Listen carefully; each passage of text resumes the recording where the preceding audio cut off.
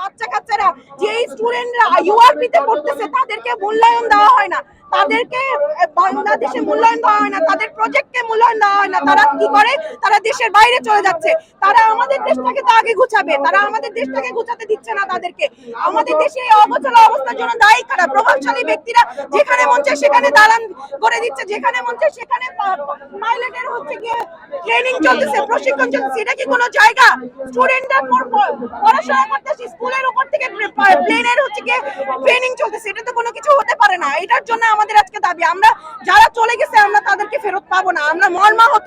কিন্তু ভবিষ্যতে যাতে এরকম কোনো কাজ না হয়, ভবিষ্যতে যাতে আমার ছোট ভাই বোনরা কিংবা আমি এরকম কোনো কিছুতে না পড়ি, এর জন্য হচ্ছে কি আজকের দাবিটা, যাতে আমাদের দেশটা আসলে সংস্কার করানো হয়, আমাদের দেশের প্রত্যেকটা জায়গায় ভালো ভালো একটা হসপিটাল করা হয়, আমাদের দেশে এরকম কারসাজি নিরাপত্তা বাহিনী যে লাশ লুকাচ্ছে এরকম যাতে কোনোদিন আমাদেরকে আর দেখতে না হয়।